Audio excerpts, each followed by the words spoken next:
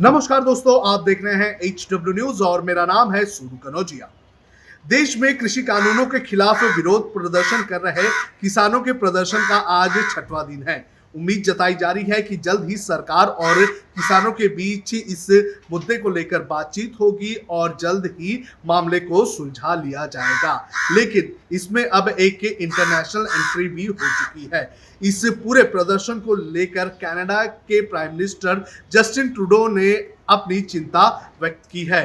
गुरु नानक जयंती पर Justin Trudeau ने एक बयान देते हुए ये कहा कि भारत में किसानों के विरोध प्रदर्शन को लेकर उनको चिंता हो रही है और यहाँ रहने वाले यानी कि कनाडा में रहने वाले जो लोग हैं वो भी अपने जो रिश्तेदार हैं उनको लेकर चिंतित है। साथ ही साथ जस्टिन ट्रूडो ने ये भी कहा कि हम शांतिपूर्ण तरीके से प्रदर्शन का पूरी तरह से समर्थन करते हैं।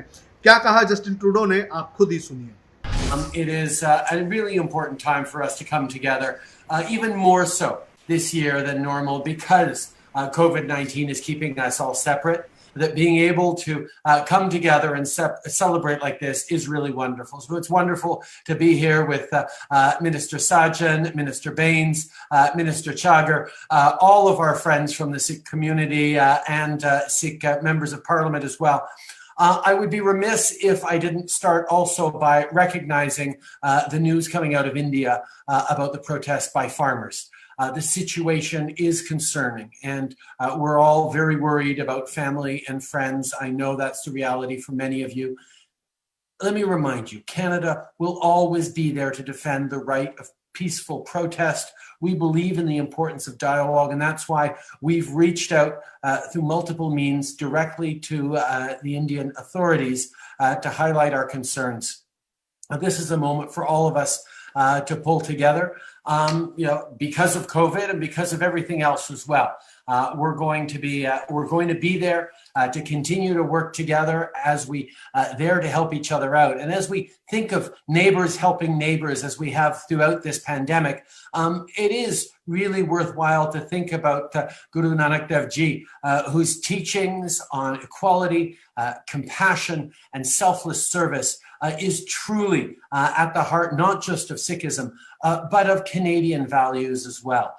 These are the values we all strive to live by. And we've seen over the past many months as communities have stepped up to help each other, as young people have helped elders who are isolated, as people are making sacrifices every day to get through this real challenge. We've seen that these values are so important now as much as any time. So as we celebrate this this anniversary, this Guru happy Guru Purab. This is my first Guru Purab, so I'm learning the language on this one. I have been to many celebrations over the past year. ये बयान उनका English में था, लेकिन मैं हिंदी में आपको बता देता हूं कि उन्होंने क्या कहा। उन्होंने कहा कि भारत में किसानों के प्रदर्शन की खबर आ रही है, स्थिति चिंताजनक बनी हुई है। हम सब परिवार और दोस्तों को लेकर चिंतित हैं। मैं जानता हूं कि ये आप में से कई लोगों के लिए सच्चाई होगी। मैं याद दिला दूं कि कनाडा हमेशा शांतिपूर्ण प्रदर्शन के अधिकार की रक्षा के लिए खड़ा होगा। उन्होंने आगे कहा कि हम बातचीत के महत्व में भरोसा रखते हैं और इसलिए हमने कई माध्यमों से हमारी चिंताएं भारत की सरकार के सामने रखी हैं। ये हम सब के लिए साथ मिलकर चलने का समय आ गया है। तो ये उनका बयान था। तो इस वक्त भारत में जिस तरह से विरोध प्रदर्शन हो रहा है उसको लेकर कनाडा के प्राइम मिनिस्टर ने भी चिंता जताई है। साथ ही साथ आपको बता दें कि जब ये 3 कृषि कानून लाए गए थे तो उस वक्त एनडीए की सहयोगी अकाली दल वो भी बीजेपी से अलग हो गई थी और अब एक और पॉलिटिकल पार्टी है जो एनडीए की साथी है, उसने भी ये कहा है कि जल्द से जल्द अगर ये मामला नहीं सुलझाया गया तो वो भी एनडीए में बने रहने पर विचार करेंगे। और ये नेता है हनुमान बेनीवाल, जो कि राजस्थान की पार्टी है और एनडीए की सहयोगी है। उन्होंने इस पूरे मुद्दे पर कल क्या कहा ये भी आप सुनिए।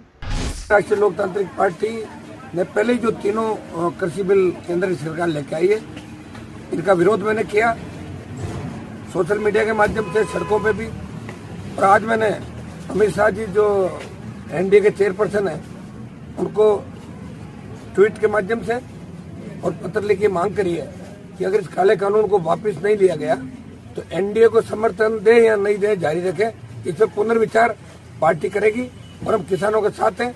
आवश्यकता पड़ी दिल्ली कूच करेंगे, किसान कौम को जहां भी हमारी जरूरत पड़ेगी हम किसानों के साथ हैं। और इसमें शीघ्र प्रधानमंत्री और अमित शाह जी को इन किसानों से वार्ता करनी चाहिए। दिल्ली के अंदर इनको जो धरना स्थल है वो देने की जो मांग करें उसमें करना चाहिए, जगह देनी चाहिए। और तीसरा इनके खाने पीने रहने की सारी व्यवस्थाएं सरकार को करनी चाहिए। और किसी तरह की बेहूदगी अगर सरकार ने किसानों के साथ की तो पूरे देश का किसान सड़कों पर होगा और दिल्ली को चारों तरफ से घेर लेंगे।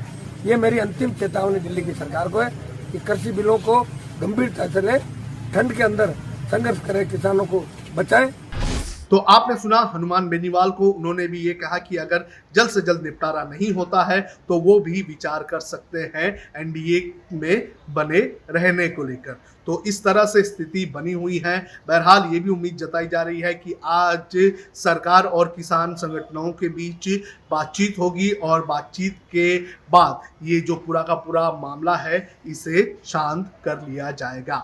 मामला क्या है ये भी मैं आपको बड़े ही शॉर्ट में बता देता हूँ। हाल ही में केंद्र सरकार ने 3 कृषि कानूनों को पास किया था और जैसे ही ये 3 कृषि कानून पास हुए थे उसके बाद पंजाब हरियाणा में सबसे ज्यादा किसानों का विरोध प्रदर्शन देखा गया था। और किसानों का ये कहना था कि जो नए कानून लाए गए हैं इससे जो छोटे किसान हैं वो खत्म हो जाएंगे और एमएसपी को लेकर भी कोई भी भरोसा नहीं दिया गया है।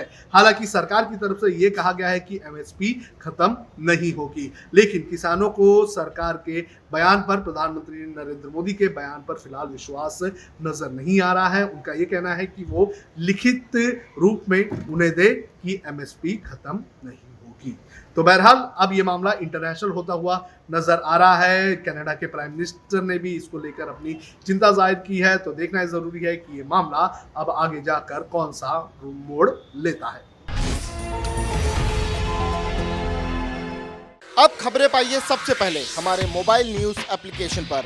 एंड्रॉइड या iOS प्लेटफॉर्म पर जाइए, HW न्यूज नेटवर्क को सर्च कीजिए, डाउनलोड कीजिए और अपनी सुविधानुसार भाषा का चयन कीजिए। खबरों की भीड़ में अपने काम की खबर पाते रहिए। अगर आपको हमारा ये वीडियो पसंद आया है तो आप इसे शेयर करें, फेसबुक पर हमारे पेज को लाइक करें, ट्विटर पर हमें फॉलो करें, यूट्यूब पर ज़रूर सब्सक्राइब करें ताकि आपको हमारे हर खबर की अपडेट मिलती रहे।